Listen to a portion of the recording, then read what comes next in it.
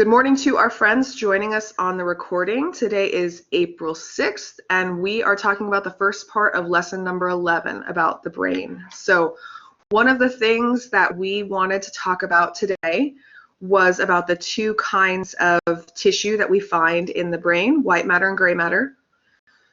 So help me out, my friends that are here in class. What page is this picture on? Is this page 2, I think, of your packet? Yeah, page 2. Okay. So when we talk about the brain, there are two kinds of tissue in the brain. Now, here, let's do a review way back to day 1 in anatomy class. When we look at structures in the body everywhere, whether it's in the brain, whether it's in your arm, whether it's in your foot, I don't know. When we look at the structures that are present somewhere, is that called anatomy or physiology? When we look at what's there, what are we studying? What's there? Yeah, what's there is anatomy. Okay, what's there is anatomy. So when I'm looking at the brain, when we're talking about anatomy of the brain, what's there? We have what's called white matter, and we have what's called gray matter. That's the anatomy of the brain. There's two different kinds of tissue in the brain. And just like my picture shows us here, white matter and gray matter, they literally look different from each other. So this stuff that I see here on the outside that's maybe a little more beige as opposed to gray, that's my gray matter. And this stuff that I see here in the middle that's more white is my white matter. So the anatomy of the brain, we have two different kinds of tissue that I find in the brain. Now, this part over here, it is a little bit smaller on your picture in your notes, but this part over here would be an underline highlight star part for you as you're studying the brain. The reason that my anatomy or my appearance looks so different, gray matter versus white matter, has to do with what parts of my neurons are present in these different places of the brain. So when I look at, let's start with the white matter, this lighter colored stuff right here. When I look at the white matter of the brain, what really makes the white matter white is myelin. And myelin is what we talked about a lot at the end of lesson number 10. Hey, who can help me remember? What did we say the function of myelin was? Or what were some of the things that we said why it was a good reason or a good thing to have myelin on our neurons? Okay, yeah, so they wrap around the axons, absolutely. They're helping us to send our connect to each other or to send messages quickly, absolutely. The thing with myelin is it makes messages go faster. Yeah, and Pilar is absolutely right. It covers up leakage channels as well. So that's going to help messages go faster. It's going to help messages be stronger. So any of the places when you're looking in the brain and you see this white matter type stuff, this place looks white because it's filled with myelin. I have a whole lot of axons from my neurons that are covered with myelin. And remember that myelin makes their messages go faster. It keeps them stronger. It's going to allow me to transport things. Compare that to the gray matter of the brain.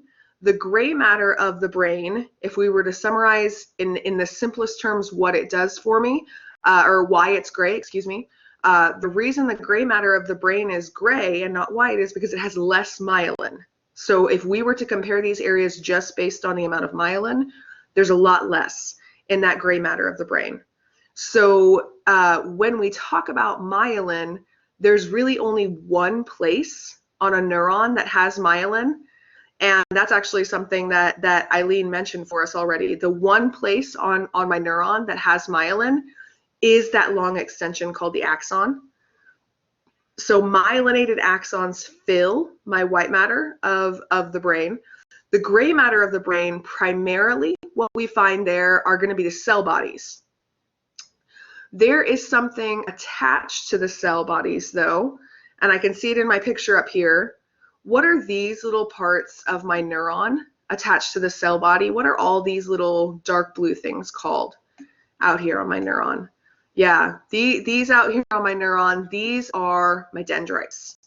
So something you should maybe add to your list here about what gray matter has inside of it is it also has dendrites, because those dendrites are attached to the cell bodies. So we might have a few places where there are some axons that live in the gray matter, but notice here, if they are living in the gray matter, they're not going to have myelin on them. What makes white matter white is myelin. What makes gray matter gray is that it doesn't have myelin.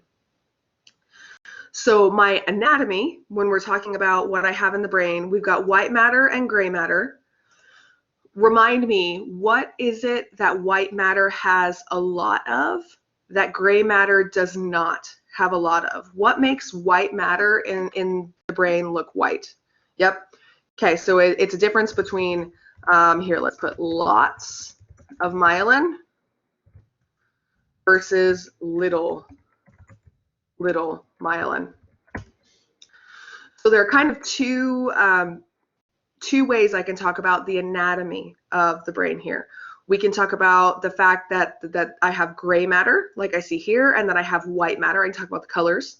Or I can talk about the amount of myelin I have. That's anatomy, right? What's there? Lots of myelin in the white matter, little myelin in the gray matter. Now, what I asked you to do then was to take what you know about the anatomy of these regions of the brain, what's there, to predict their physiology. Because remember, way back on day one, when we did anatomy together, we said that anatomy and physiology are related to each other. I can use one to predict the other one. So here's what I need you guys to help me out with. When we talk about the gray matter of the brain, where we said we have cell bodies and where we said we have these dendrites that we see right here, what are some of the things, or how might you describe the function of a neuron's cell body and its dendrites? What are some of the things you might say those parts of a neuron do? Okay, I got a couple of us that maybe have some ideas. What are some of the things that a dendrite or a cell body does for a neuron? Yeah, so let's start with those dendrites, right? Let's start with the dendrites. The main job of the dendrites is receiving messages. Lots of us are chiming in, and I'm glad to see this. We are remembering that when we talk about messages, we're talking about neurotransmitters, and neurotransmitters are a type of chemical. So one of the things we want to make sure we review, and we reviewed this last week in office hours, was the kind of ion channels that I find on the dendrites. Because the dendrites receive these chemical messages, they're going to have chemically gated channels on the outside of them. So that's a review back for you to lesson number 10. Remember that this part of my neuron that we're all telling me, the dendrites out here, their job is to receive messages, and the messages that they receive are chemicals. So first part of my gray matter that we're talking about are the dendrites. The job of dendrites is to collect messages from other neurons. The second thing that I find inside gray matter is this part right here called the cell body. And several of us chimed in for me about what the cell body does. So the cell body of my neuron, this is more about processing.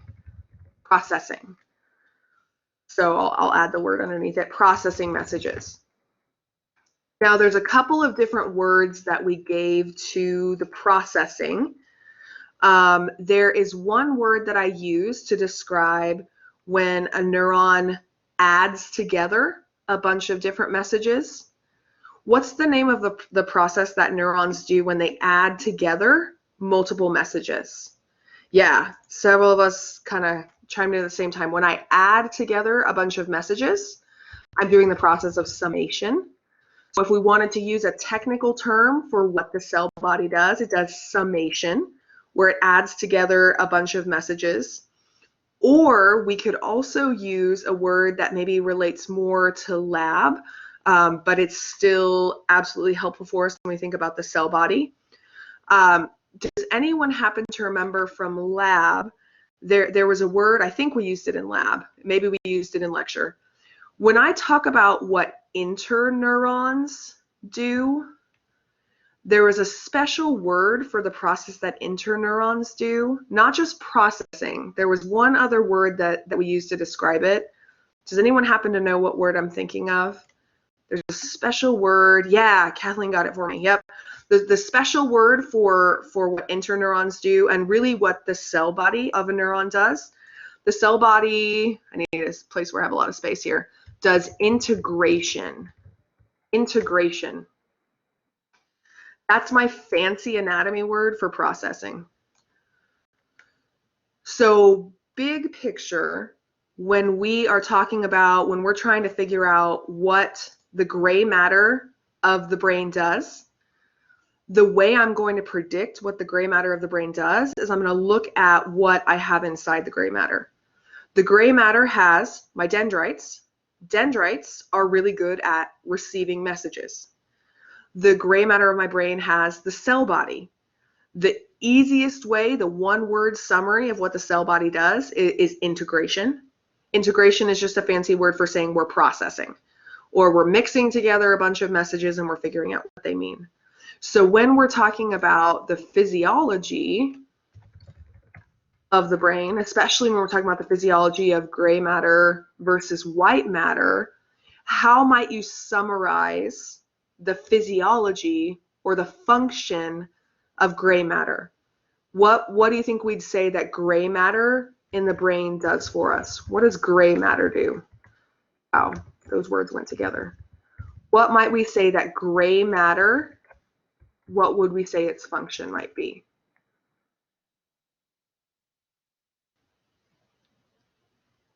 Oh, I promise it's not a trick question. And I am making you type, aren't I? So I'll give you a minute for typing.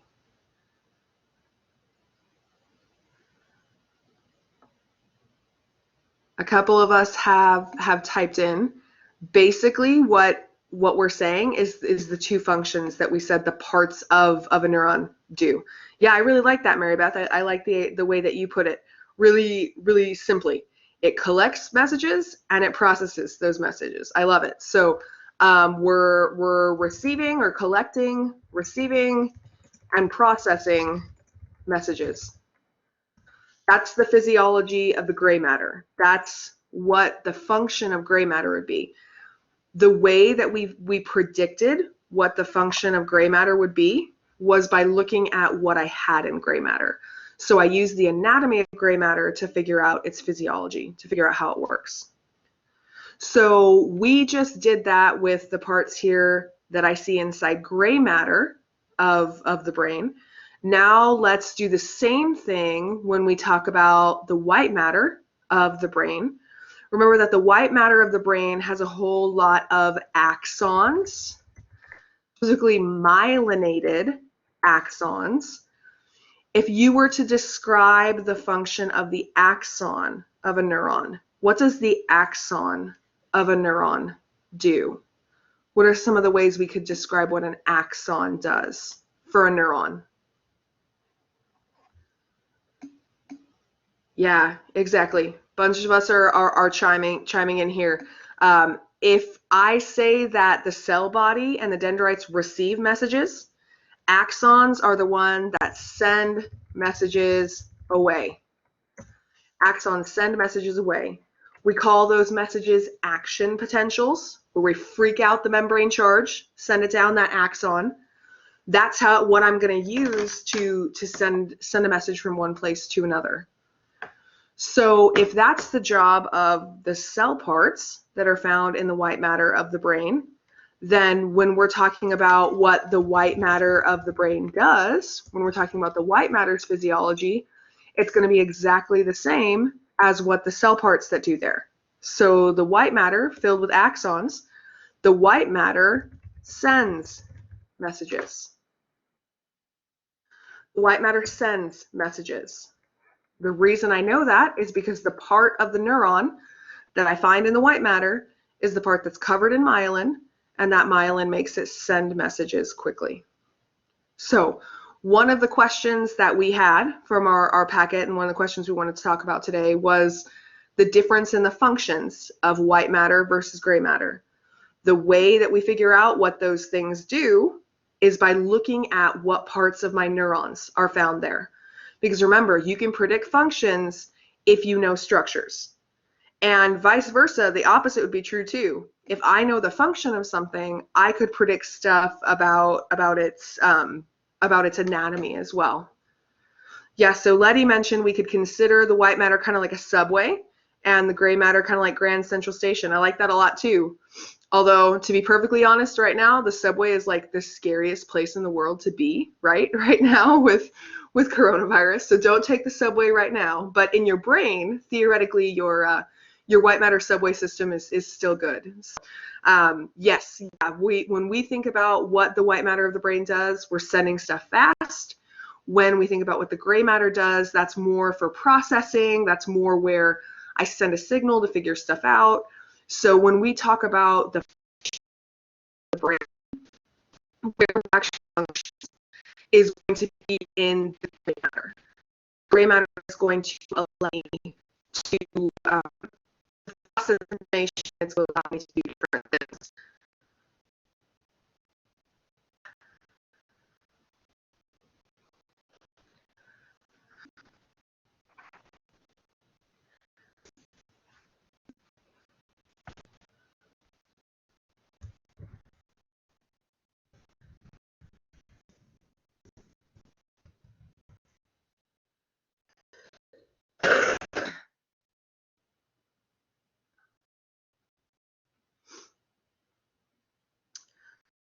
It showed me that I cut out. I knew that I cut out there. It must be a blackboard thing because I'm wired in today just like I was last time, and it dropped me again. So apparently everyone now likes to do their classes at this time in the morning. So hopefully it doesn't happen too much. If it does, it does show me on my end that I dropped out. So I stopped talking. You didn't miss anything. All I was saying is that when we're talking about our two types of matter of the brain, use their anatomy, the structures that are there, to predict their physiology, what it is that those things do. One other thing to mention for you when you're studying white matter versus gray matter, we want to know, like we've already talked about, what cell parts are in each of these places, white matter versus gray matter. We also want to know what white matter and gray matter in the brain does. We want to be able to predict that. But the other thing that we need to be familiar with is where white matter and gray matter are found in the brain. So when we talk about white matter versus gray matter in the brain, our picture is really helpful for us. So the first place that I'm going to find gray matter is something called the cortex, the cerebral cortex. The cerebral cortex, that word cortex just means that it's on the outside. Most of the gray matter of the brain is found on the outside of the brain, but we do have an important exception to that rule, and that important exception is what we call the basal nuclei. So the basal nuclei are these places that I see here in the very middle of the brain where I still have some gray matter, the basal nuclei here in the middle of the brain. So the two places you find gray matter, on the outside of the brain, in what we call the cerebral cortex, and in the very middle of the brain in what we call the basal nuclei.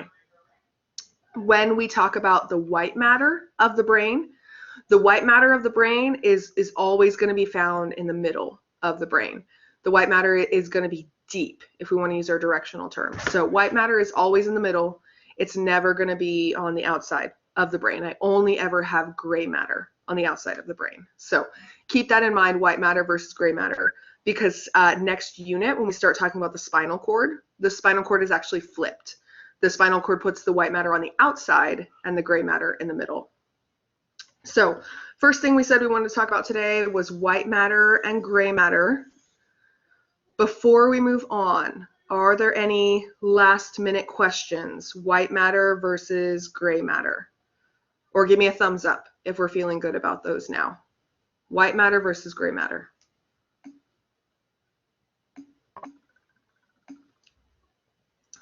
All right, getting lots of thumbs up. Perfect. I promise it's not as complicated as maybe you felt like it was when you were reading about it or when you were looking at it in your notes. So just you know what structures are in each of those places, know the functions of those structures, and you'll be able to predict what it is that they do. All right, something else that we asked about was the types of sensory information that we can process in the brain. To help us with that, I'm going to go ahead and we're going to do a whiteboard here. So let me switch over to the whiteboard. When we talk about sensory information in the brain, so our big title up here is sensory information. Let me see if I can, okay, Kathleen's saying it's page 3. That would make sense. About halfway down, it talks about general sensory information and special sensory information. Yep. When we talk about sensory information in the body, there are 2 types that we have. We have special senses, and we have what we call general senses. We will spend our entire last lesson talking about the special senses. We're going to talk some about the general senses in this lesson and talk about them maybe a little bit more in the next lesson with the spinal cord. But special senses, they're going to get their whole own lecture. So that's coming soon. Help me out though. I want to see if we can brainstorm together. Can you remember from your learning activity or from what you read or in your notes packet what some of the special senses are? What are some of the things that we call special senses? Does anyone happen to remember? I know there's at least a couple that are in your lecture notes packet. Okay, yep, so one of them is taste. Absolutely. Here's our technical anatomy word for taste. Taste is technically called gustation, the process of tasting. Yep, so then we've got another one that's called smell, special sense of smell. Smell, its technical name is called olfaction. And then, yeah, we're chiming in here with hearing. That's another one. So the special sense of hearing, I think technically sometimes people call it audition. I'm always only going to call it hearing though. So special sense of hearing. And sight is another one. Yep. Technical name vision. I will call that one vision.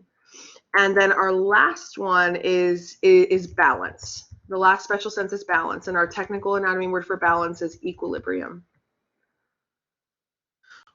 These 5 special senses that we have in the body, the thing that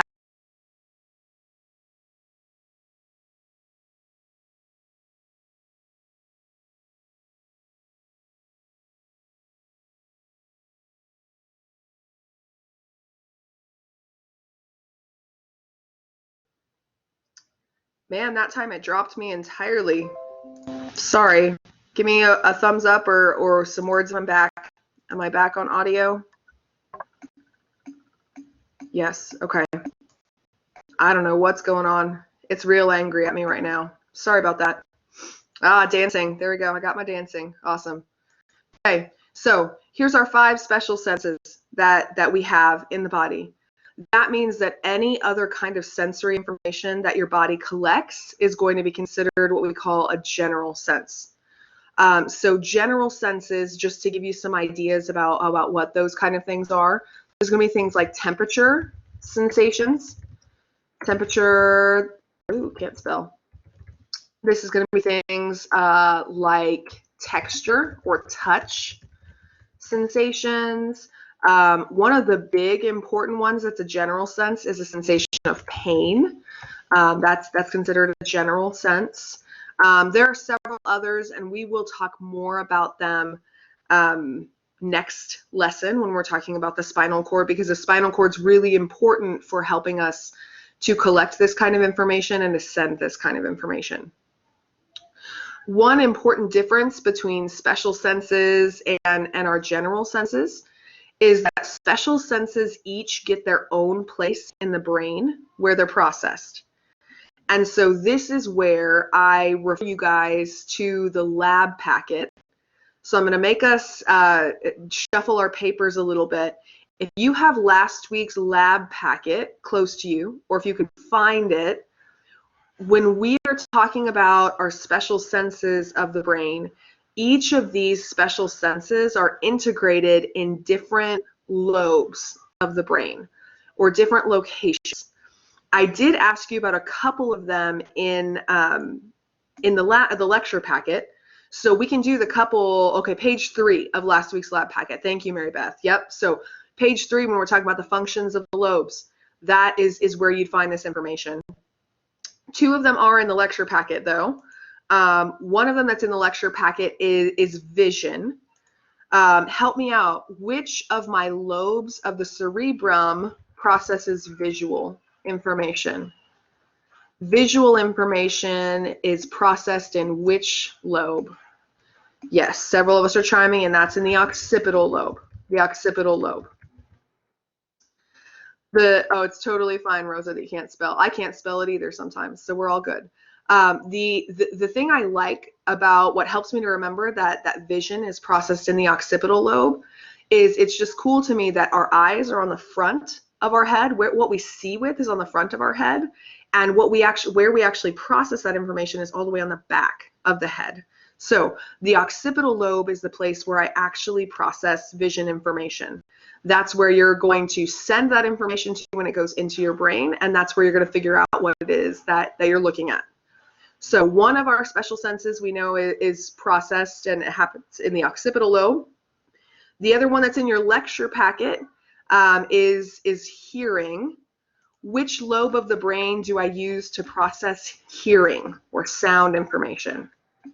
Exactly. Yep, bunch of us are chiming in. That is done in the temporal lobe.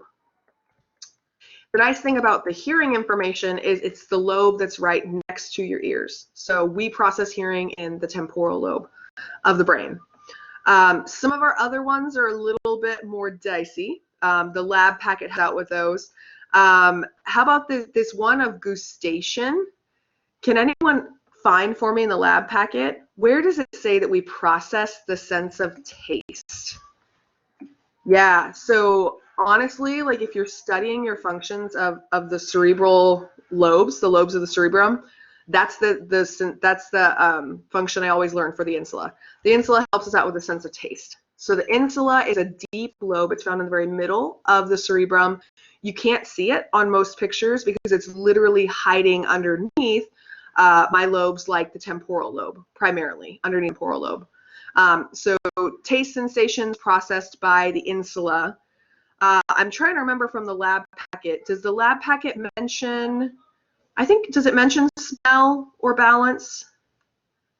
If it does, chime in for me where it says those ones are. I'm not sure if we had you learn where those ones happened. Okay, smell, it does say temporal. Okay, we'll go ahead and add that to our list. To be honest with you, I'm not going to ask you about that on the test, but smell is going to be processed in the temporal lobe as well. Yeah, balance is one that actually involves a lot of different places in the brain. So we can't really say, I'll put a little asterisk next to this one. It kind of, some of it is probably actually more processed maybe in the parietal lobe, but we really need the cerebellum, and there are a lot of other structures that help with it too. So the one exception to our rule that all of our special senses have one place in the cerebrum that they go to is this balance one. And balance is a little bit funky for multiple reasons. So primarily what I want you guys to focus on when you're studying for the upcoming exam, the locations where we do hearing and sight primarily, as well as taste. We want to know that taste sensations, when you taste something, the place in your brain that we send that information to is the insula, the lobe that's really deep in the middle of the brain. When we hear something, we send that to the temporal lobe, and the temporal lobe helps us know what we're hearing. And when we see something, that's the job of the occipital lobe, the one there in the very back. When I talk about my general sensory information, all of my general sensory information is all sent to the same place. And this is that weird word that came up when we were talking about one of the topics we want to talk about. When I talk about the general sensory information, it sends us something called a homunculus. Now, I promise this is not a trick question here. If I'm talking about information like temperature, texture, and pain, I have two different homunculi. I have a motor homunculus and a sensory homunculus. Which of those is going to get this kind of information? Sensory or motor? Who's going to get this kind of information when I collect it? Yeah, it's not a trick question. We're going to send this information to the sensory homunculus. The sensory homunculus. Now I'm going to rely on my friends here who have done a little bit of work on this packet here. When I talk about the sensory homunculus, well, here, let's do some lab review. My homunculus is found inside one of the bumps on the brain. When I talk about the bumps on the outside of the brain, is that what I call a gyrus or a sulcus? What are my bumps called? Yeah, my bumps are called a gyrus. Absolutely. Okay, so the sensory homunculus is found on a gyrus. It is found on a particular gyrus. There's two that we learned about in lab last week. Remember, I told you lab is coming back to help us out this week. We learned about the precentral gyrus, and we learned about the postcentral gyrus. These were two bumps that we told you did need to be able to identify on a model, because on our model, they show up in color. So we have a precentral gyrus and a postcentral gyrus. Lots of us are chiming in, so I'll add it to my note here. The sensory homunculus is found in the postcentral gyrus. To help us remember, when we talk about the precentral gyrus and the postcentral gyrus, which of these two bumps that I see here, which of these two bumps is found in the back half of the brain? Is it the precentral or the postcentral that's found toward the back? Yeah, we're agreeing. The postcentral gyrus is found closer to the back. The precentral gyrus is found closer to the front. Remember that the structure that divides these two things up, which is another one we want to make sure we know for lab, is called the central sulcus. The central sulcus is what divides the precentral gyrus from the postcentral gyrus. Yes, and Eileen's chiming in for us. This word sulcus means indentation. Absolutely. So when we talk about in the brain having a precentral gyrus and a postcentral gyrus, two very important bumps, we need to have an indentation that divides the bumps. That's called the central sulcus. The postcentral gyrus, the one that lives in the back half of behind that bump, that's where I find what we call the sensory homunculus. When I talk about the precentral gyrus, what do I find in the precentral gyrus? Yes, we're chiming in. What I'd find in the precentral gyrus, that one in the front, is the motor homunculus. The motor homunculus. That's the one that I find in the precentral gyrus. Okay, so big idea we want to make sure we know right now. We want to make sure that we know the difference between the precentral gyrus and the postcentral gyrus. These are the bumps that are in front of or behind the central sulcus. Number one, we want to know where they are. Number two, we want to know if they're the home to the motor homunculus or the sensory homunculus. So the sensory homunculus is found in the postcentral gyrus. Sensory information goes to the back half of the brain. The motor homunculus is found in the precentral gyrus. That's in the front half of the brain. So the two kinds of sensory information in the body, biggest picture. Special senses that each go to special lobes in the brain, and general senses that all go to this postcentral gyrus. They all go to this thing called the sensory homunculus. All right, so let's pull up this homunculus. I always like to joke that this is the kind of wall art that I need for my home, or at least for my office, if I'm not being totally weird here. So let me pull up our sensory homunculus. We'll start with the sensory one right here. Would anyone else hang this up in their house? It's pretty sketchy. So Nicole's asking, yeah, Eileen says no taken. That's okay. I can understand. It is a little bit creepy, a little bit weird. The motor one's really not any better, but you know, I'm a weird anatomy teacher, so I do weird things. Nicole's asking, the notes say all general sensory information from your body is sent to the post-central gyrus. That is correct. Yes, that's where all of the general sensory information goes. The special sensory information each has its own special place in the brain, but general information all goes to the post-central gyrus. Okay, so here's some notes or some things for us maybe to underline, highlight, star in our picture. Right here, post-central gyrus. We just talked about this. When we're looking at the sensory homunculus, we definitely want to know that's in the post-central gyrus. Hey, here's something that we haven't talked about yet that we should probably know too. This would help us out with lab as well. The post-central gyrus is found in which lobe of the cerebrum? Which lobe of the cerebrum is behind the central sulcus? Yes, some of us are chiming in here. The post-central gyrus is found in the parietal lobe of the brain, found in the parietal lobe. As a quick lab review for you, we said that the function of the parietal lobe, we just kind of said that it was like general sensory functions, right? General sensory functions, as in I collect all the sensory information from all of these places in your body, the parietal lobe. So the post-central gyrus found in the parietal lobe, it has the structure that for lecture we are calling the sensory homunculus. Technically, what you see called it in the lab packet, the lab packet name for it is what we call the primary somatosensory cortex. I'm going to use the terminology on the exam and on the homework assignment, the sensory homunculus. It's exactly the same thing as this primary somatosensory cortex. So learn both, or at least definitely learn sensory homunculus. Make sure we know that one. The word homunculus, if we want to take this Latin word here and turn it into English, what homunculus actually means, actually kind of a fun definition here, means little man. A homunculus is a little man. So what the homunculus actually is for you is it is a map of your body.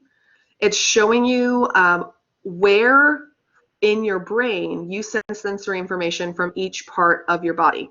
So if I am taking notes right now and my finger brushes against something wet on the table, here's the place that I would send that kind of sensory information, because that's where my fingers send their information. Or say something falls or moves next to my foot. Maybe you've got a pet at home, right, that walks past you and brushes against your foot. This is the place on this homunculus that they're the place in my brain, excuse me, that I would send that kind of sensory information. So this map that I'm looking at right here shows me all of the places when you collect your, and here's our emphasis here, when we collect our general sensory information. So this is the things that we outlined previously, right? This is things like touch. This is things like temperature. This is things like pain. Those kinds of sensations are sent to these places along the cerebrum. Eileen, it's not showing lost on my end. Thumbs up if other people can hear me. Can anyone else hear me? Okay, yeah, let me type in case Eileen cannot hear me. Eileen, maybe refresh. Okay. So this is my map. This tells me where, as I sense this kind of information, exactly where I'm going to send that information. When I look at my map here, when I look at my sensory homunculus, here's a not trick question. are all of the parts of my body the same size or different sizes on this homunculus, this map? Are they the same size or they're not the same size? Yeah, we're saying no, they're not the same size. I promise, like I said, it's not a trick question. We can tell that because look at how big my hand is, for example, and look at how not big my torso and my legs and my hips are. Everything is not the same size on the map. Not every part of your body gets the same size on this map. What that means then is not every part of your body collects the same amount of sensory information. So let me put this to the chat. Help me out here in our chat. What are some of the parts of the body that you would say it looks like they might collect a lot of sensory information? What parts of the body might collect a lot of sensory information? Let's see if we can figure it out from things on the map here. Okay, so several of us have chimed in here with the fingers. Yep, the fingers and the thumb down here, absolutely. We got a lot of information coming from these regions right here.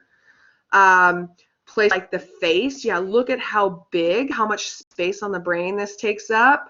Mentioning the lips, absolutely, look how big those lips are. The tongue. Here's the thing I would tell you too, is you're trying to figure out, does it seem like an area gets a lot or a little of that information? Think about the size of the body part on you when you look at yourself versus the size of the body part that we see on the map over here. If something seems like on the homunculus, it's not to scale, meaning it's bigger than what you would expect based on its size on you, we would say that those places collect a lot of sensory information. So as we can see in our picture here, the hand and the fingers that are on the hand, really, really big when I compare that to places like the size of the arm. Consider how much bigger on you your arm is compared to your hands and your fingers. And yet when I look at this map, it's much smaller. The amount of information that comes from this area is less. It takes up less space on the brain compared to the amount of information that comes from the fingers. Same thing with your face. The size of your face on your body isn't nearly as big as it is on this map, especially when I compare the size of the face over here to something like the size of your chest, for example, or down into your legs and in your knee. Somebody had mentioned that there's a lot of information coming back from the foot. Absolutely. Look at how big the foot is compared to the size of the leg and the knee, for example. Let me see. I included the picture in your guided lesson for this. Let me see if I can find really fast those really weird statues. If anyone remembers what I'm talking about. Here, let me share my screen with you really fast. Let's do right here. This is, and I have it for you in the lab packet. I have them split up. It's hard for me to tell. I think this one right here would be our sensory homunculus right here. This is what you would look like. So you can see it spinning around. I apologize, I'll make you dizzy over here. This is what you would look like if your body was the size, if your body parts were the size on you that they are on the sensory homunculus. So let's pull this guy up stationary. Let's see if he's stationary. Okay, so when I look at the sensory homunculus on a statue, as in it's to scale based on how big things were on our map, look at how big those hands are. The hands are huge that I see right here. Look how big those lips are. The lips are huge, or the tongue. So the structures that are really big on that map, on the homunculus, are going to be really big on my statue. If you were to match your homunculus, you would look like this. And I think maybe we could all agree that is pretty creepy. I do not want to look like that. So again, you have that picture in the guided lesson for you. Go back to our slide though with the homunculus. Almost there. right here. Okay, so we're back. So big idea with the homunculus is a big body part has a lot of sensory information that's coming back from it. A big body part like the face, for example, like we saw in our statue, or the hands, like we saw in the statue. Excuse me. A part that is relatively smaller when we're looking at our map, especially compared to its size in real life. That's not going to have as much sensory information coming back. So Eileen asked, do the fingers collect more sensory information? What do we think? Let me put that to the class. Can the fingers collect more sensory information since they're bigger? Yeah, looks like we are agreeing. Yes. The bigger the size something is on this map, the more information it can collect. And when we talk about it collecting more information, something to consider with that as well is that more information means that it's going to be, let me use a technical word for you here. It's going to be more discriminate, which maybe another word we could use for that is more specific. So the bigger something is on this map, the more specific information it can collect. This is why you can really specifically pinpoint the texture of something with your fingers, but it's harder to do that with your arm, for example.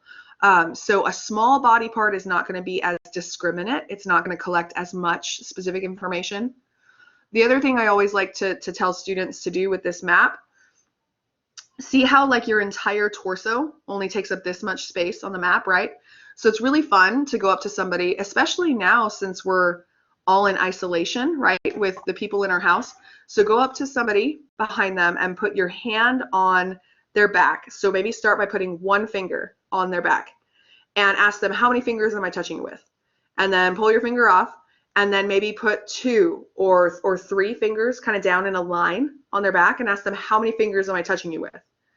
If you did that on their hand, they would absolutely know how many fingers you were touching them with. But when you do that on their back, because there's not as much information that comes from that area, it can be really hard for them to tell how many fingers you're touching them with. So a fun little social experiment to try on the people at your house, since we have nothing better to do, right? Like we're all locked in together. So go put fingers on each other's backs and see how much discriminate information that you get. My guess would be that you can't figure out how many numbers there are on how many number of fingers are there on your back. So that's the sensory homunculus.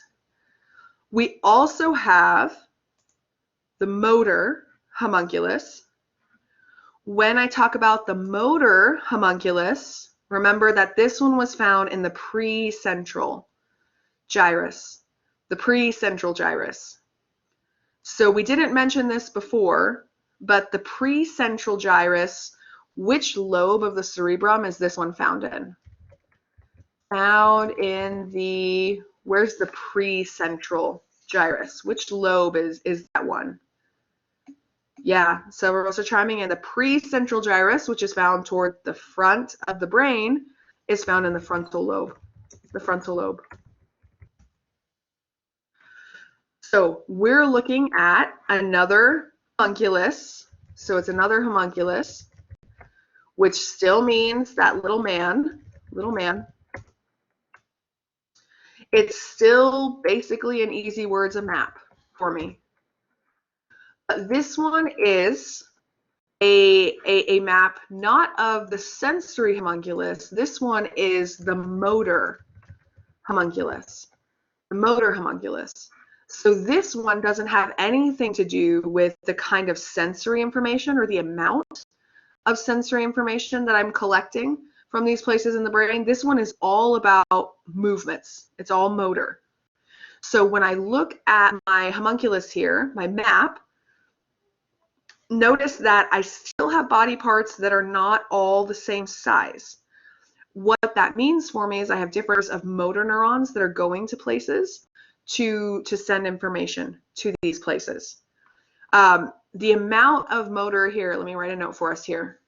The number of motor neurons that goes to a place in the body tells me how many different movements I can do there. So the number of motor neurons that goes somewhere. Think about this, the number of specific kinds of instructions I can send somewhere, that's going to tell me how specific my movements can be. So in a place where I have, say you're trying to complete an online homework assignment, right? And the only instructions you get are complete this assignment. You're like, awesome, that's great. Versus you get an assignment sheet that has 20 steps. Okay, step 1, enter your name in this box. Step 2, click on this part. Step 3, where it walks you through and tells you exactly what to do. That's kind of what's going on here with our homunculus here.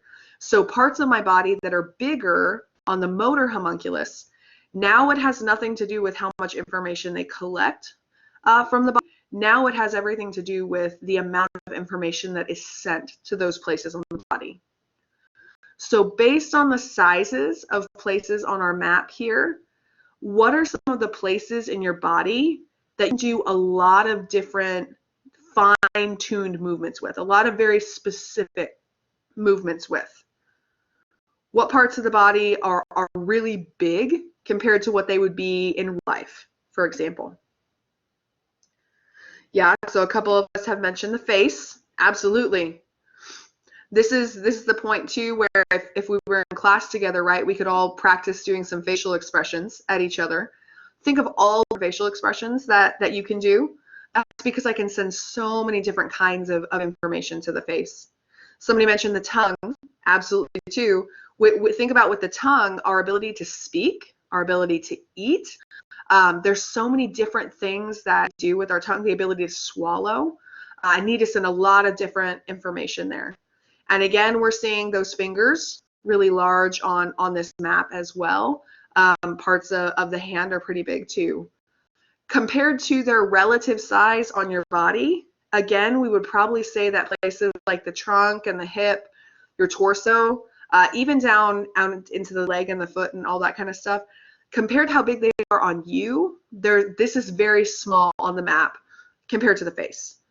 So we can do some big picture movements with these parts of the body. They can do strong contractions, but think about how, for example, with the fingers, you can do things like type, you can do things like texting, you can write stuff down on your paper, you can play the piano. There's so many different things we can do with our fingers that we cannot do with something like our torso, for example. So the motor homunculus shows me basically how many different specific kinds of movements that I can do in a place in the body. The sensory homunculus shows me how much information comes back from those places. Let me bounce back to a question that I missed. Is the precentral gyrus also part of the general sensory information? Let me put that to the class. Do I have any sensory information going here to my precentral gyrus? Is this related to sensory information? This map that we're looking at here? It is not. Yeah, most of us are chiming in with no, it is not. The motor homunculus that I see here, motor means movement. So there's no sensory information here. Now, what I will say is when you're looking at the size of body parts on the motor homunculus, it's going to be maybe for a lot of them similar to their size on the sensory homunculus, but they're two completely different things. So the motor homunculus is only ever about motor neurons. The sensory homunculus is only ever about sensory neurons. Ashley asked if the thumb is larger because of the joint that it has. Maybe, although I think it has less to do with the type of joint that it has and more to just do with the fact that we use our thumbs to do so many different things.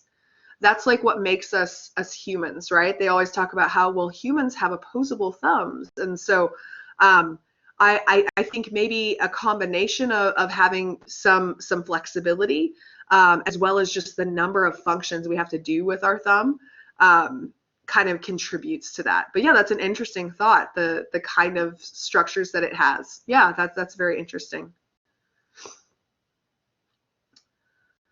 All right, speaking of thumbs, if you're feeling good about the homunculi now, give me a thumbs up, or please let me know what questions we still have. What questions do we still have about our homunculi? Okay, so I got a good question about the hemispheres. Any other questions about the homunculi? I will talk about the hemispheres. Eileen, is it critical thinking related to okay, so it's related to the homunculus, right? Okay, so I should have my notes in front of me. I don't have them in front of me. What can you summarize for me what that question is asking? Or if you have an easy way to like copy and paste it. I don't remember for sure. I have a general idea, I think, of what the critical thinking question is, but I don't remember it for sure. While Eileen is pulling that critical thinking question for us, let me bounce back to Kathleen asked a question about processing information in the opposite hemisphere of the brain. So this picture that we're looking at right now, we're back to our sensory homunculus, because remember we're in the post-central gyrus. When we're looking at the sensory homunculus in the post-central gyrus, I'm collecting sensory information, but this picture only shows me what it looks like on one half of the post-central gyrus. Remember that your brain has two hemispheres, right? We've got a hemisphere. So on me, this is my right side, and I got my left side over here. I have one of these maps on each side of my post-central gyrus. These maps on the two sides collect information from the opposite side of the body. So what I mean by that is if you put your hand down, your left hand down, and you touch a hot burner, that information is going to go up the spinal cord and actually switch sides of the body and go over to the right side of your brain. And vice versa, if I touch something hot with my right hand, that information is going to shoot up the spinal cord and go up to the left side of my brain. When we're talking about motor information, it's exactly the same thing. So this map right here, what I'm looking at, this is probably the right hemisphere of somebody's brain, just kind of based on the location of my map here on the outside. This probably shows me the right hemisphere of someone's brain, which would mean that all of the information I see on this picture is coming from the left side of their body.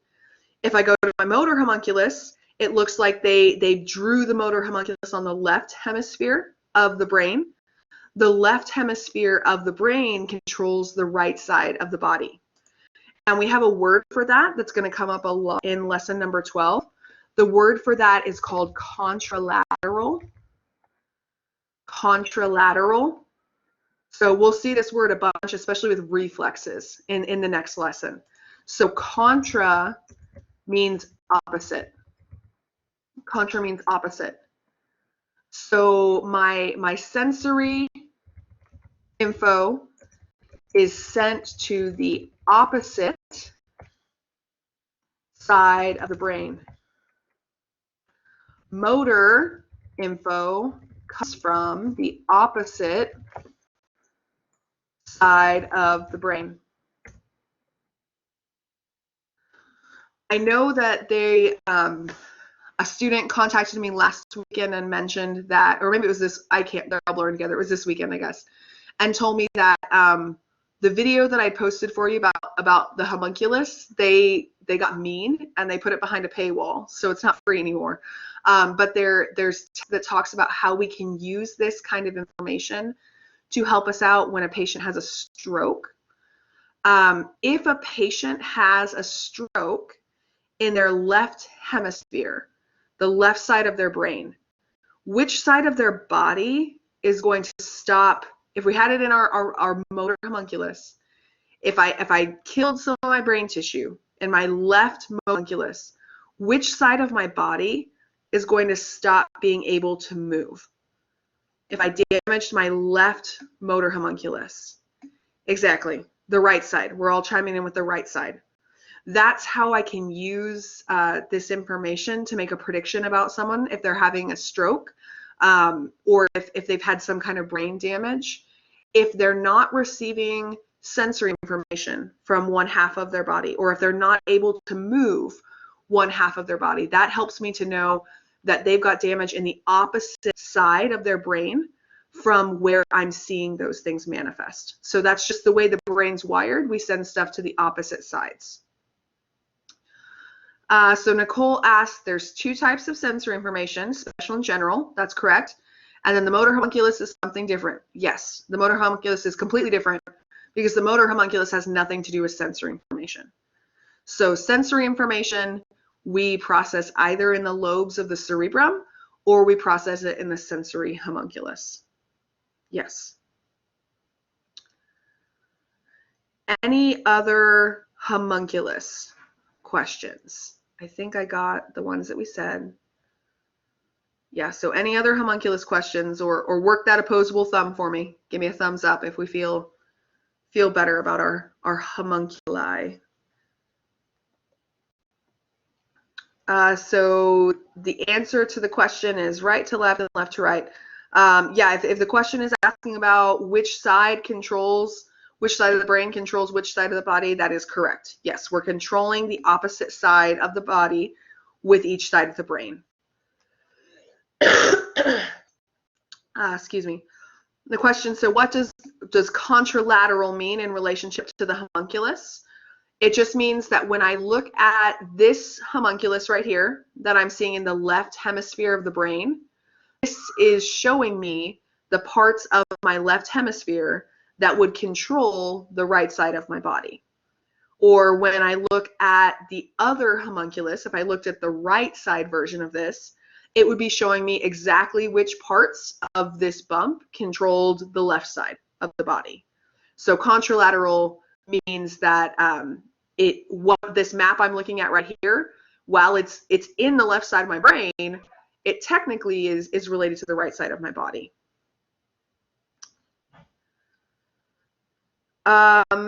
Eileen, I don't know if I answered your question or not, as in motor function. Yeah, this is showing me the places where motor functions would go to the opposite side of the body.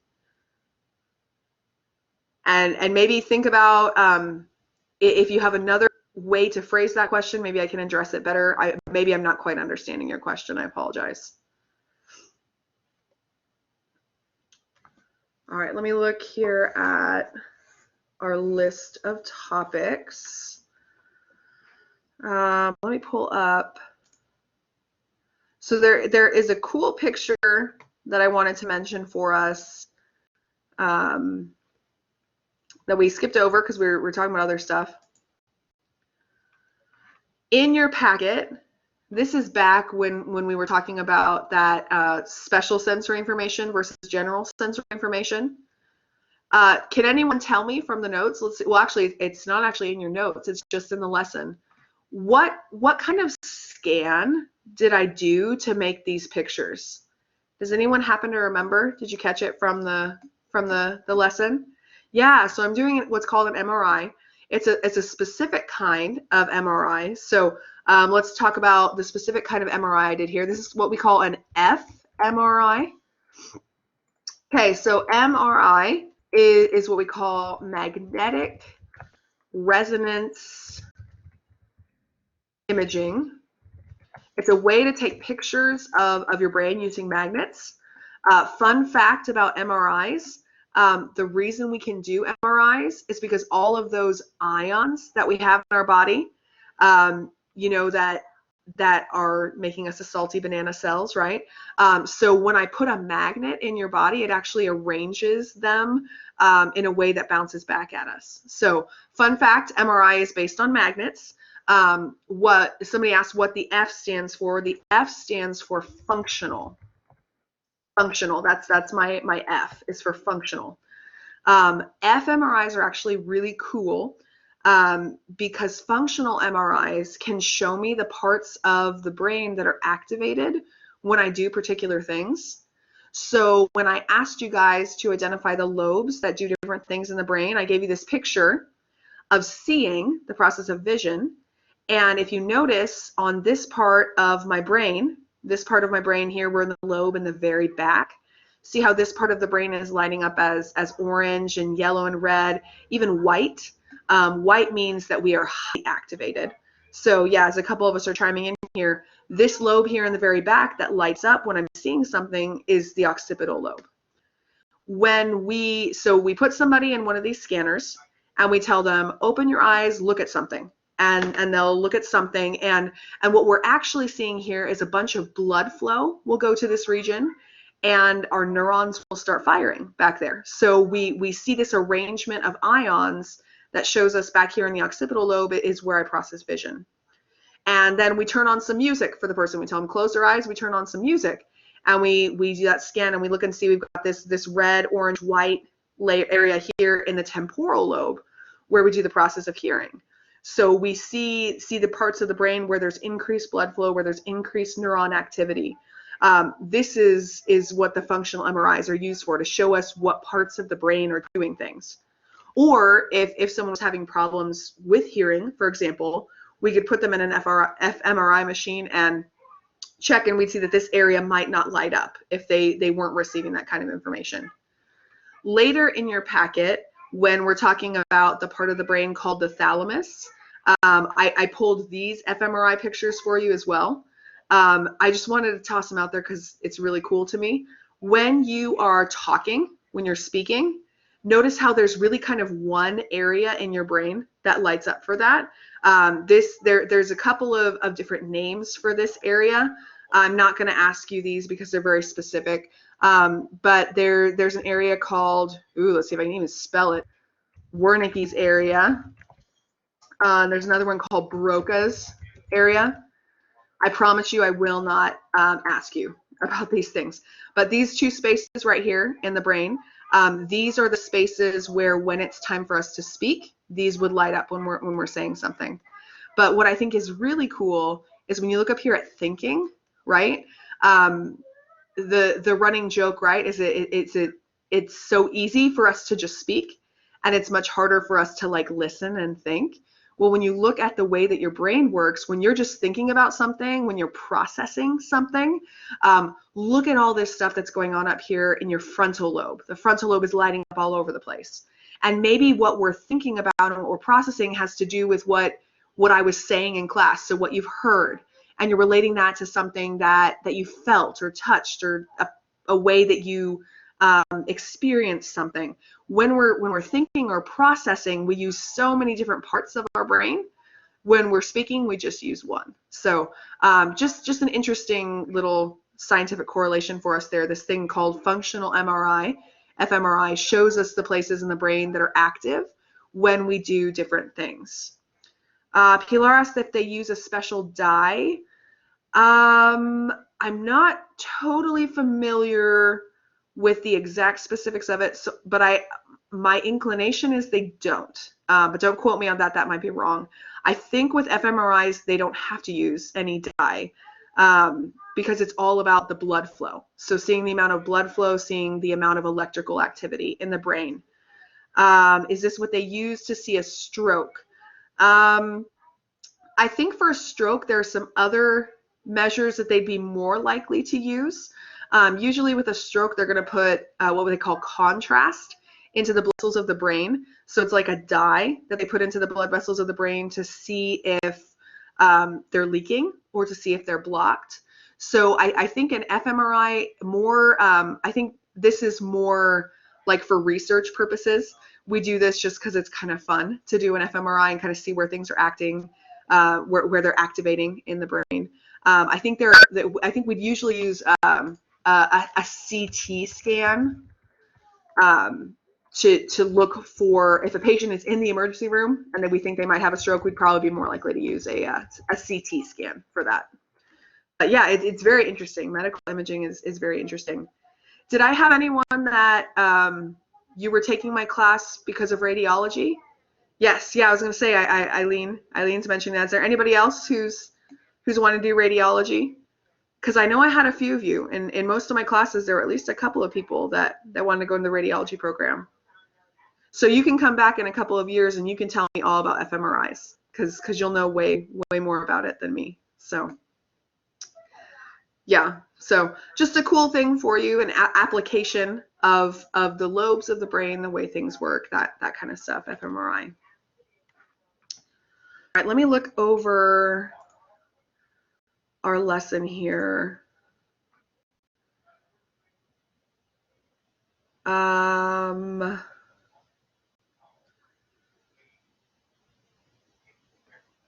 gonna like burn through the whole thing today, man.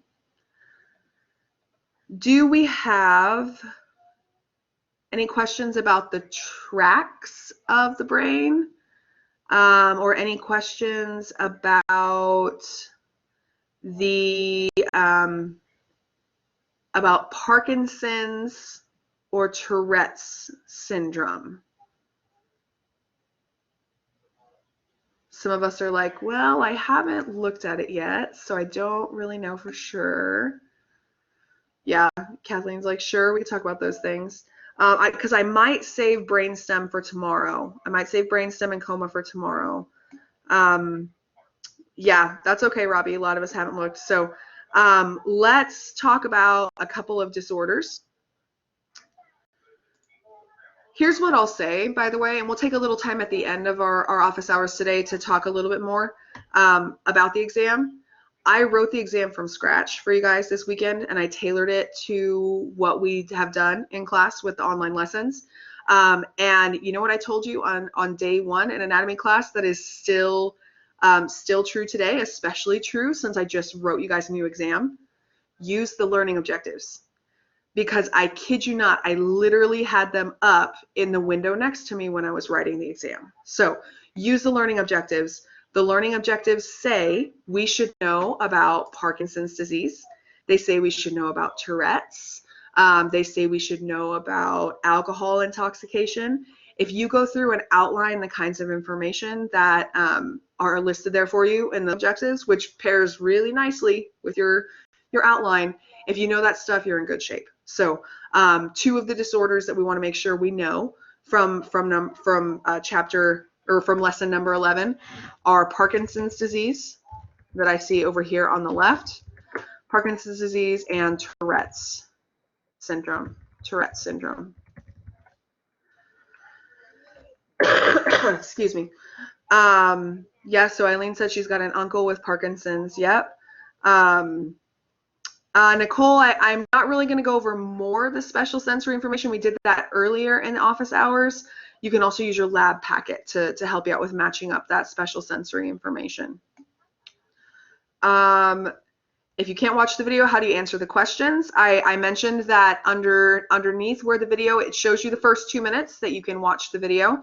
Underneath it, it has a transcript. So the transcript gives you all the words that were in that video to help you answer the questions. Also, those questions you literally can answer with the information that I typed out for you in the guided lesson. So you don't have to get that information from that video. Those questions were answered in the guided lesson for you. You can go back. It's just a review for you. Yeah, so Eileen mentioned that she has a family member who has Parkinson's disease. So let's talk about some of the characteristics of Parkinson's disease. Both Parkinson's disease and Tourette syndrome are problems with the same part of the brain. Can anyone tell me from your studying or from looking through your notes really fast, what brain structure is malfunctioning in patients with either Parkinson's disease or Tourette's syndrome? Which of my brain structures causes problems in Parkinson's and Tourette's syndrome? One of us knows. I am making you type. So there, I'm making you type here. So the part of the brain that is malfunctioning in Parkinson's disease or Tourette syndrome is what we call the basal nuclei. We talked about these guys earlier in class today. When we talked about basal nuclei, does anyone remember, were these white matter or gray matter? The basal nuclei, were they white matter or gray matter. Flip back to page 2. That'll help you figure it out too. Page 2 talks about the basal nuclei. The basal nuclei are gray matter. And what's special about the basal nuclei is that these are gray matter that's actually found in the middle of the brain, in the middle of the cerebrum. Most of the gray matter of the brain is found on the outside, but the basal nuclei is found in the very middle. The basal nuclei have a specific function for me. They are involved in the process of movement. Remember, one of the questions on your group work activity is to outline the functions of different things in the process of movement. Can anyone help me out here? When we talk about the basal nuclei, what is it that basal nuclei do related to movement? Do we remember basal nuclei? What's their job related to movement? Yeah, they regulate movement, they control movement, absolutely.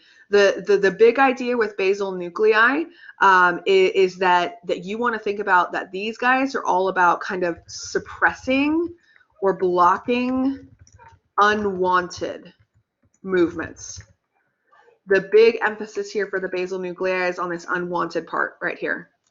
The basal nuclei are all about stopping unwanted movements, things that are not supposed to happen.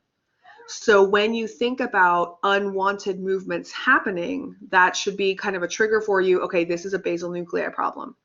So unwanted movements come in a couple of different forms. One of them that they come in that Eileen was mentioning related to her family member, what we call tremors. So tremors, we see them illustrated on multiple parts here of my Parkinson's disease image over here. Tremors are uncontrollable shaking movements. We can see them in a lot of different parts of the body. The main places you'll usually start to see the tremors are in the hands, for example.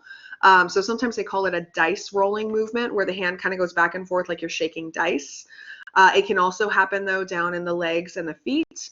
It can progress to where the head starts to tremor back and forth. The big idea with a tremor is that it's kind of a constant movement. Yeah, his head shakes, Eileen says. Yeah. So tremors are kind of like a constant movement. And if we're thinking about movements that you see in your body when you're thinking about your day-to-day life, you probably don't want your head constantly moving. You probably don't want your hands or your feet constantly moving. Those are the kind of unwanted movements that we should suppress. So the basal nuclei are not suppressing these constant movements called tremors. We could also, though, instead of having a constant movement, we might also see kind of a constant muscle contraction. So notice how over here on the left side of the image, it talks about the body being rigid. That's kind of, instead of being a constant movement, that's a constant contraction. So if we're constantly contracting part of the body, that can be another problem with the basal nuclei. They should have stopped that contraction when your back wasn't so tight all the time. Because it did not, that's contributing to the rigidity. Hey, help me out. Can you guys hear music in the background? Is anybody hearing it, or is my camera canceling? Okay, give me a minute. I forgot to turn off the baby monitor. Just give me 1 minute here. I'll be right back. Yes, it is the little one. She's playing this farm music.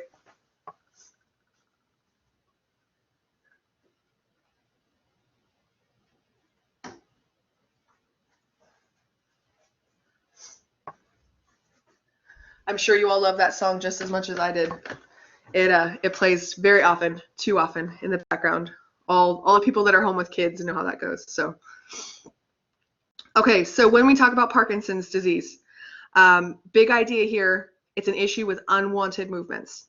We cannot suppress those unwanted movements. The main ones that we see in Parkinson's disease is either these tremors that are kind of constant short contractions that are just constantly occurring, or it's just a constant contraction with no break, so something like rigidity.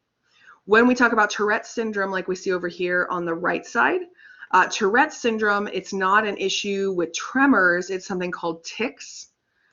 Tics are a lot shorter, so it's almost like, not quite, but almost like a spasm or it's a really short contraction. So what you're seeing in our picture here is a person with Tourette syndrome where out of the blue, this facial expression just flashes across his face.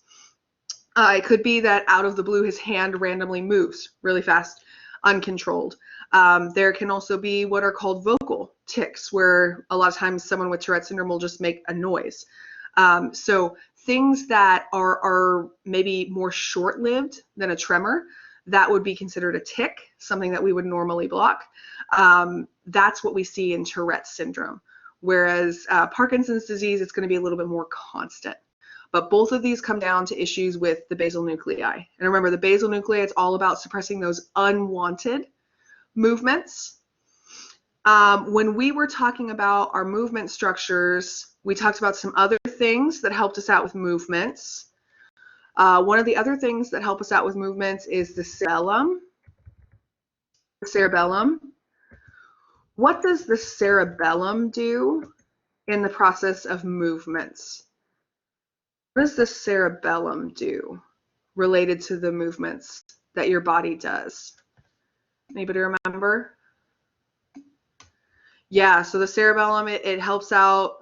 There are multiple different ways that the cerebellum helps. The joke that I always like to make with students to help you remember what the cerebellum does is to think about what drunk people can't do, right? Because when you're working through the lesson, one of the things I mentioned for you is that the cerebellum is really easily influenced by alcohol. So people who are drunk don't have very good balance. They also don't have really good coordination.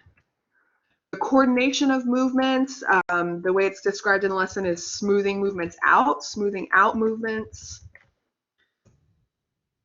Basically, making you not look funny. That's the simplest way I like to describe it. The cerebellum helps you not look funny when you do movements. So if you are doing some movement slightly wrong, the cerebellum will help to re-coordinate it and make it look good. So the basal nuclei prevent unwanted movements. The cerebellum helps you to do your movement correctly so you don't look funny. Who can remember, we actually talked about it today, who can remember the structure that sends the directions to make you start moving? What sends those directions for movement? There's a couple of different names we could give for it. So I'm going to put my function here. Gives directions for movement. Where do those directions start? Where do you decide to do a movement?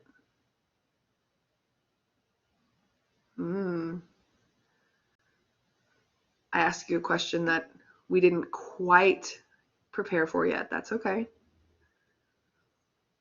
Eileen's posing white matter. What I'll say is white matter usually sends messages. It doesn't really make any decisions. So we're looking for something that is in gray matter. Yeah, Rosa got one of its names. One of the names, the name that we called it today in class, was the motor homunculus. Motor homunculus, that's the place in your brain where you decide to do a movement, where you decide to do movement on the opposite side of your body, right? That's the motor homunculus. What was the name of the bump that the motor homunculus lives inside of? Yeah, Rosa's chiming in for us. The motor homunculus lives inside of the precentral gyrus. The precentral gyrus, which, as a reminder, is found in the frontal lobe. Your decisions for movement, when you decide what movement you want to do, that starts in the precentral gyrus, which is in the frontal lobe. And the specific place in the frontal lobe that we find it, we call it the motor homunculus. So you've got a question about this on your study guide. Now we've talked about it a little bit, the three main functions or the three main places involved in movement. Make sure we know what each of these different places do. Who is it that gives the order, that decides what we're going to do? Who is it that smooths things out? Who is it that stops anything that shouldn't be happening? That's some good stuff to know about our our process of movement. Let me see what other pictures I've got here.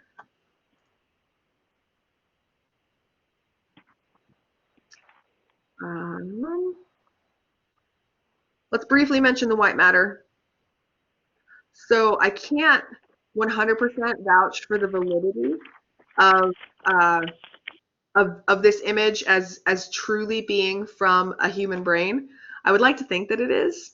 I pulled it from Pinterest. So if you want to know the kind of things that Dr. Allis looks at on Pinterest, here's what it is. This is what I look at. So that and Instant Pot recipes. That is my. I know I'm a nerd. That's what I do. Although lately there's not even been any of that kind of browsing happening. So I think a lot of us can relate. So excuse me.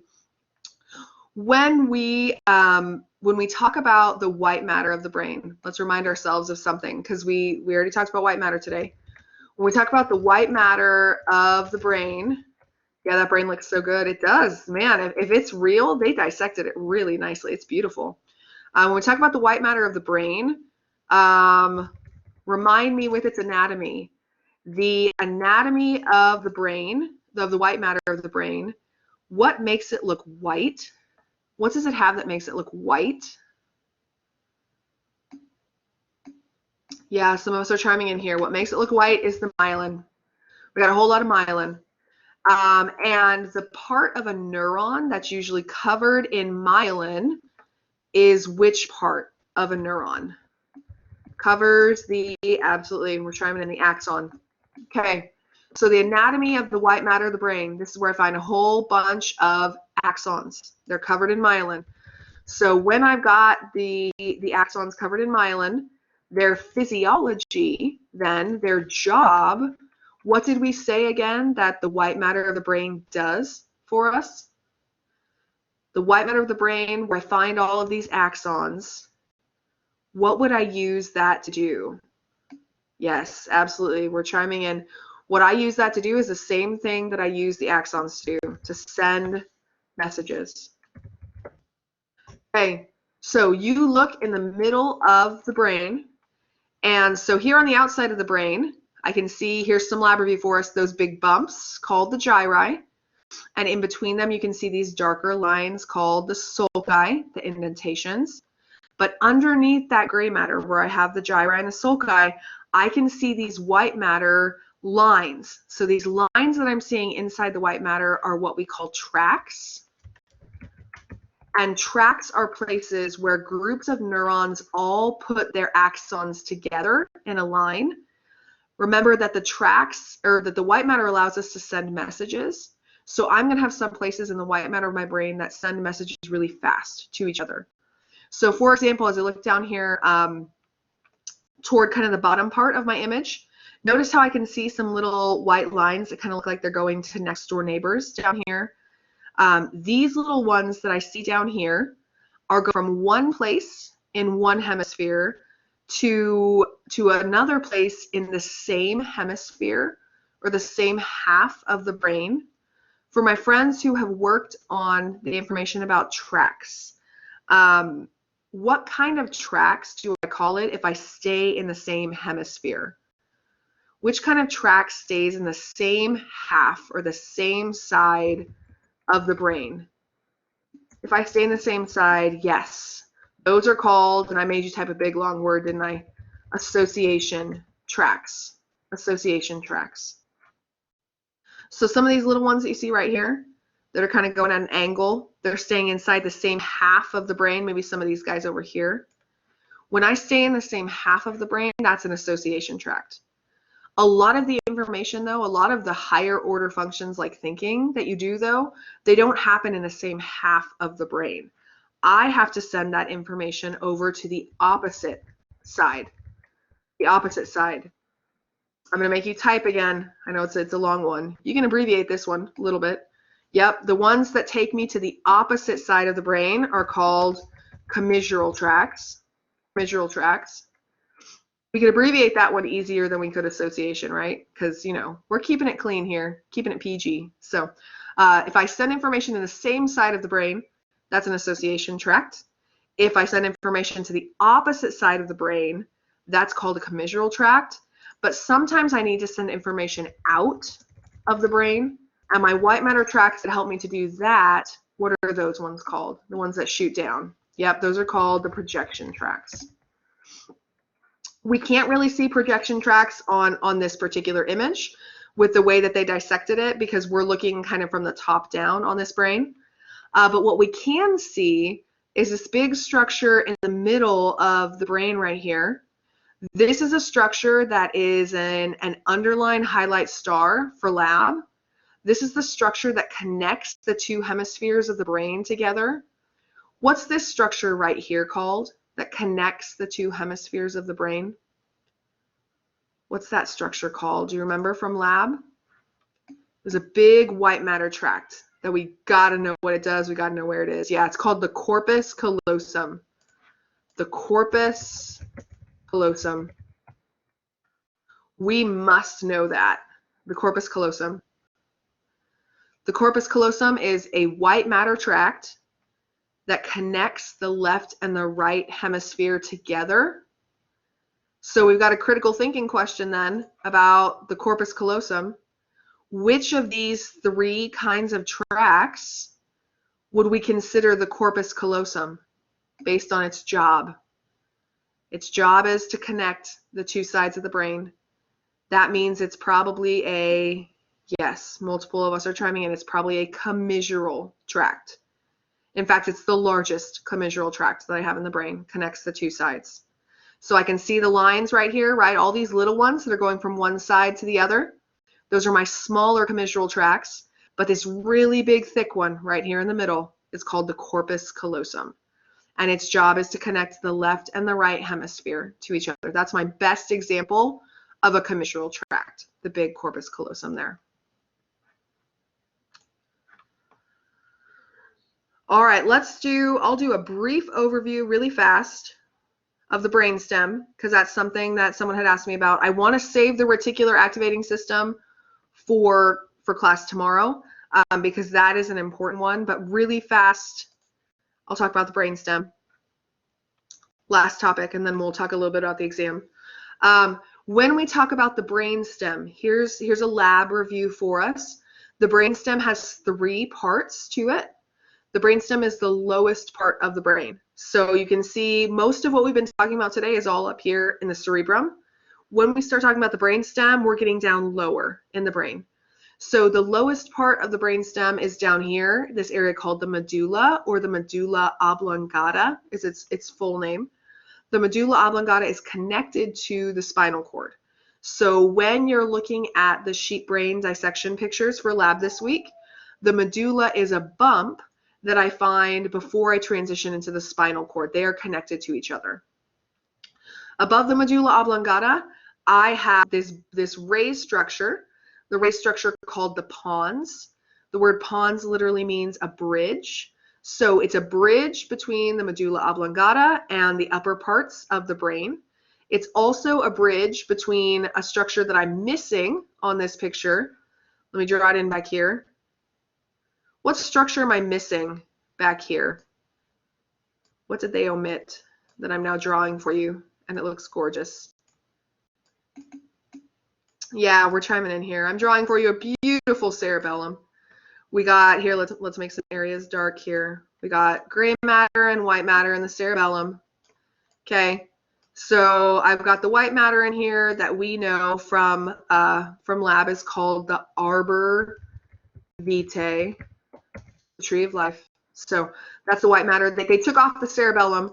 The reason I mention it is because one of the jobs of the pons is to connect the two sides of the cerebellum to each other as well. So it connects the medulla to the midbrain, and it connects the two sides of the cerebellum. Up here at the top, if you remember from lab last week, when you were studying the midbrain, your guided lesson told you that there's really not much to know about the midbrain, except that it's the location of those structures called the corpora quadrigemina. And I'm going to be totally honest with you. You may have noticed, or you will notice before tomorrow when you go through and finish up lesson 11, I actually don't even talk about it at all in the lecture notes, because really all we care about with corpora quadrigemina, or with the midbrain, is that it has these bumps on it. and those bumps are just reflex centers. So reflex for vision, if I throw something at you, it makes you move. Reflexes for sound. If there's a really loud noise, you tense up. That's what the core quadrigemina do. That's really all we care about with the midbrain. So for lecture, full disclosure, I'm not going to ask you any questions about the midbrain. I will ask you questions about the pons and the medulla oblongata. I told you in the lecture notes, and we can kind of maybe think about this from lab as well, what the big picture purpose of the brainstem is. Can anyone help me summarize? Big picture, when I talk about the brainstem, what's overall, what does the brainstem do for me, like in the simplest possible terms? What's its job, the brainstem?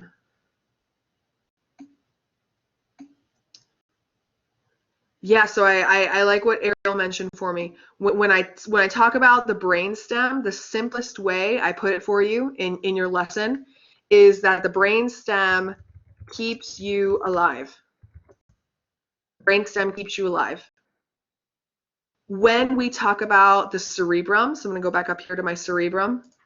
The cerebrum, what I like to think about of the cerebrum makes you human. So that's going to be things like thinking. That's going to be things like feeling touch sensations or seeing things. When I talk about the brainstem, it's way simpler than the cerebrum. The job of the brainstem is literally to keep you alive. So there's a couple of different functions or a couple of different ways that it keeps you alive. We have a function that both the pons and the medulla help us out with, something that you absolutely must do to stay alive. Can anyone who's gotten this far in the lesson help me out? What does the pons and the medulla help us to do? Yes, a couple of us are chiming in. Both the pons and the medulla both help us to breathe. So I have the name of a structure called the pontine respiratory center. Pontine, as in I live in the pons. And then I have something that's called the medullary rhythmicity center. Oops, cannot spell that. Rhythmicity center that helps me with my breathing rate. Both the pons and the medulla, one of the things they help us to do, I'm not labeling on the image, I'm typing stuff next to the image, Matthew. There's nothing labeled on the image. Both of these structures, the pontine respiratory center and the medullary rhythmicity center, which you have in your notes, both of those help you with the process of breathing. There was another thing that the medulla helps us to do. That's the rate of another organ in your body. What other organ does the medulla set the rate of? Does anyone remember? Yeah, Eileen mentioned for me the other big thing the medulla helps out with is the heart rate. It has what's called the cardiovascular center to help you out with your heart rate. Basic functions to keep you alive. The other thing that you'll read about in the lesson too, though, is that the medulla also has a lot of reflexes, a lot of reflex centers inside of it. Reflexes. So these are going to be everyone's favorite reflexes. This is things like coughing and sneezing, things that will get you kicked out of the grocery store these days, right? Coughing and sneezing.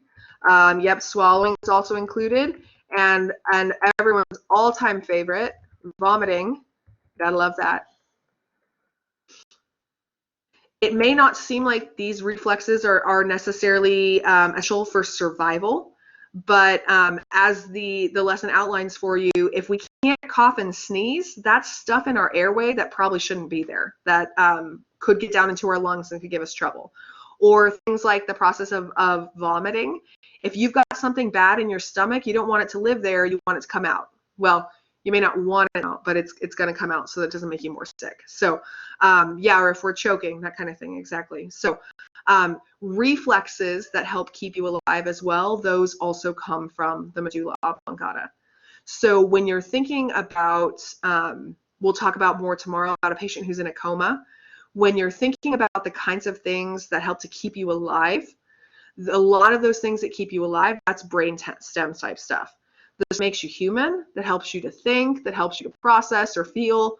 A lot of that stuff's going on up here in the cerebrum area of the brain. So brainstem versus cerebrum, very different functions, but we must have the brainstem to be alive. For our body to physiologically function, we need that. Eileen, I'm gonna be mean and not necessarily answer your question. We will talk more about it tomorrow. Will you be able to come tomorrow, Eileen, you think? Okay. I know. I gotta save something for us to talk about tomorrow. So, you know, we'll talk more about a coma tomorrow, but be thinking about that. Think about the kind of functions that I need to do to stay alive. That's the kind of stuff that the brainstem does. I want to give us a little bit of time here.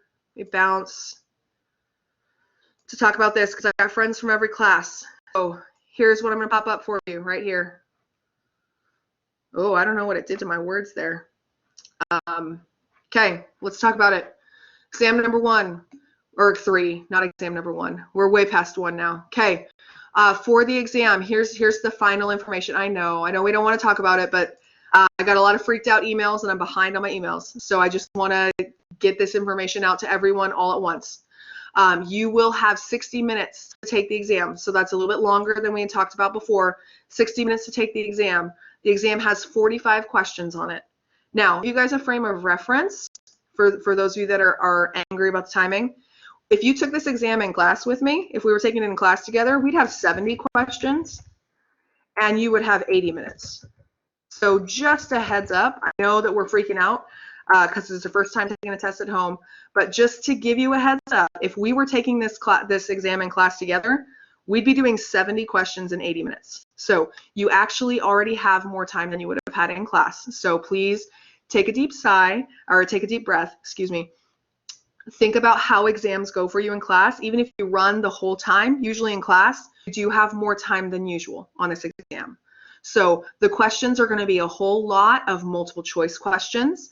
There will be a couple of questions that are jumbled sentences like you see on your homework assignments, but there's never going to be more than like 2 blanks for you to fill in. So 45 questions, a lot like we do in a normal exam, but fewer questions, a little bit more. Yes, yeah, Carrie is mentioning 1 minute per question is the science standard, and honestly, that's where I started with, was telling you guys that we're giving you 1 minute per question, because I've gone to a lot of department meetings where we talk a lot about giving exams online, and they say it's 1 minute per question. So I cannot budge. I'm sorry. I know it's scary, but I can only give you 60 minutes for these 45 questions on them. With this exam, it's going to be a little bit different than your homework assignments. With the homework assignments, you can start it and save it and come back to it. Once you open the exam, there's going to be a setting that's called forced completion, meaning as soon as you open that exam, you get 1 shot to do it. So I'm mentioning this to you now to say, if you have a way to wire your computer into the internet, or if you have a way to connect to make sure your Wi-Fi doesn't drop, please plan to do that for this exam. Please make sure your computer is plugged in or it's fully charged so it doesn't die while you're taking the exam. So as soon as you open up that exam, your timer starts. You have a 60-minute timer. At the end of 60 minutes, it will submit for you. So you get 1 shot. Once you open it up, you are committed. So it's not like you can open it up and say, oh, actually, I want to go eat lunch and then I'll take the exam. Eat your lunch, then take the exam, because you get 1 shot to open it up. When you finish, the only information you're going to get is your score. So just be aware that that's what's coming. When we get closer to the final exam, we will work out some ways to talk about what things you missed on the exam, but all you're going to see when you finish is what your score was. The exam is going to open up Wednesday morning. This stuff hasn't changed here. The exam is opening up Wednesday morning at 7:30. You can start it as early as then. It has to be done by 11:59 p.m. It will auto-submit at 11:59 p.m. So what you need to tell yourself is the latest I start this exam is Friday at 10:30, because that'll get me done at 11:30. So the absolute latest you want to start it would be 10:30 on Friday, but please don't wait till then. That's just too dicey. Let's try to plan to start it earlier than that. Let me look at some of my questions. I know I saw a question, can we go back to a question? Yes. It will be set up where it's going to show you one question at a time. You save your answers as you go, but there should be a navigation pane along the left side of your screen for you to go back to any of the questions. For this exam, I'm allowing you guys, I know a couple of you mentioned, like, I wish it was on paper. Totally get you.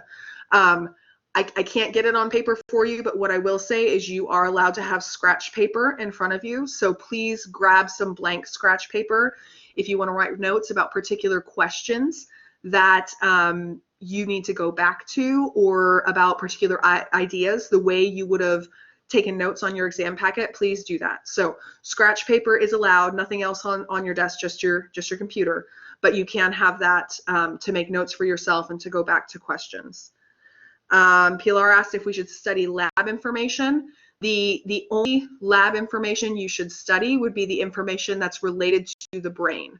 So any of the function type stuff that you feel like is not covered extensively in lesson number 11 in particular, you may want to use your lab packet as a supplement, but I'm not going to go through, if it's not listed in the learning objectives as information you need to know, it's not going to be on the exam. So just use that as a supplement. Eileen mentioned last lesson worries me. Well, the good news is if you've looked over our schedule for office hours this week, Wednesday, that's what I always say in my head when I spell it, right? So Wednesday, on Wednesday is going to be the Unit 3 review. Unit 3 review. So bring me some specific questions that you have about lesson number 10, specific questions you have about lesson number 9. I can't cover everything, but if there are specific things that you want to hammer out, I imagine we'll probably look at the graphs. I imagine we'll talk about those channels. Those are just some of the thoughts that I have. So bring me your specific questions on Wednesday. That is all we're doing, is reviewing stuff for that exam. Everything on exam will be covered by tomorrow. That is correct. Yep. So by tomorrow, we will have wrapped up all of the material that I'm going to do with you guys for Unit 3 exam. Excuse me. Along those lines, the lesson number 11 homework assignment that goes with what we're going to wrap up in class tomorrow, you technically have until Friday at midnight on that one too. But I mean, come on, guys. The goal of that assignment is to get you ready for the exam. So really, we need to have done the lesson number 11 homework assignment. Realistically, try to get it done by like Tuesday night, Wednesday, because I promise you it's going to help you study. So some of the things that I gave you extra time on, the Unit 3 study guide, group work, and lesson number 11 homework. Technically, these guys are due at the same time as the exam is. Please get these things done first, because I promise you it's going to help you on the exam. But I know that some of us have super crazy schedules. So I'm giving you until, just like on this exam, these guys, you've got until Friday at 11:59 as well. But I promise you, you are not going to want to go back and have to do this lecture homework after you take the exam. So please start working on it now. Again, remember, unlimited attempts. So please start working on it now. Please be powwowing with your group on that group wiki. I promise the questions on that study guide are going to help you out to get you ready for the exam. Mary Lou asked about the week 13 lab. Yes, so the only thing you're going to have due on Sunday this week, usually Sunday is when our lessons are due. The only thing due on Sunday this week is going to be the lab stuff. So we're wrapping up Unit 3 by Friday at 11:59. Hey, so here, let's talk a little self-care. We're done Friday at 11:59. Let's all plan to try to take at least a little bit of a self-care day, right? Let's take a little bit of time on Saturday maybe where we don't work on anatomy, since there won't be any lecture stuff going on. So give yourself like a 2-hour window. Watch one of those movies, right, that we were talking about at the beginning, that we need to go watch a movie.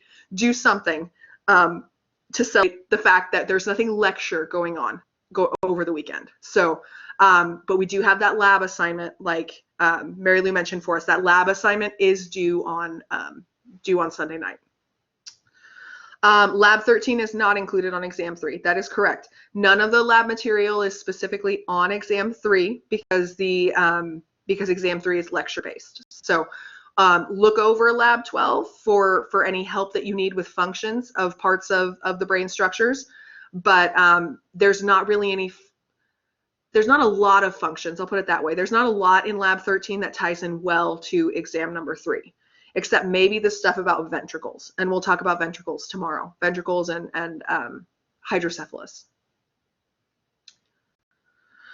All right, I need you all to do me a favor. We've got people from every class here, so I need you guys to send this information out to your group me's, please.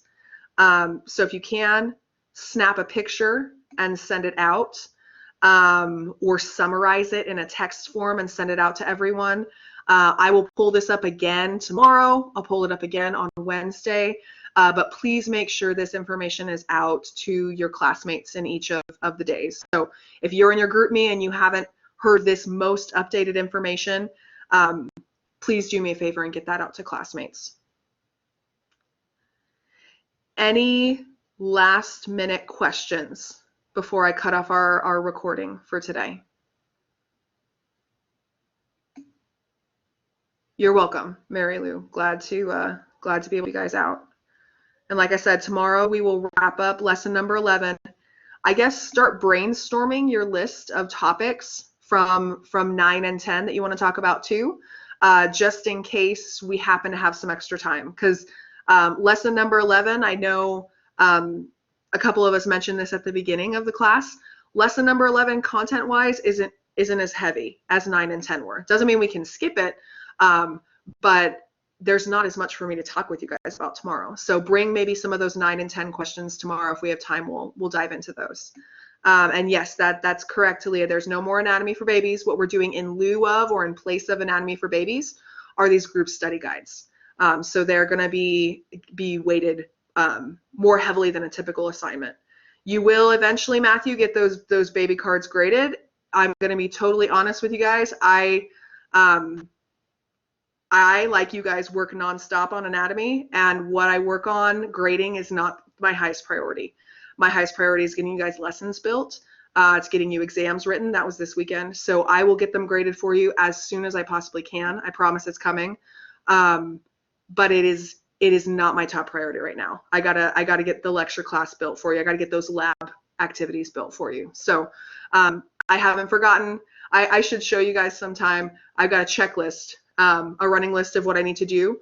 When I first built it, when we first went online, it had 25 things that I needed to do to get to the end of the semester. And as checklists are wont to do, right? My checklist is now up to, I think it has a total of 36 things on it, and I've crossed off like 12. So I'm making progress. But anatomy for babies is something that's gonna chill out on that list for a while. So I will get everything graded as soon as I can. But I got to build you lesson 12. I got to build you lesson 13. I got to build you your lab stuff. So it will get done. I do promise. Yes, I'm doing what I can for you guys. I know it sucks to be waiting on grades. So I will do what I can to get them to you as soon as possible. But like I said, to be totally honest, I've got some other things I got to work out first. To make sure you have what you need. So, all right, well, I am going to cut off the recording. Goodbye to our recording friends. We'll see you soon.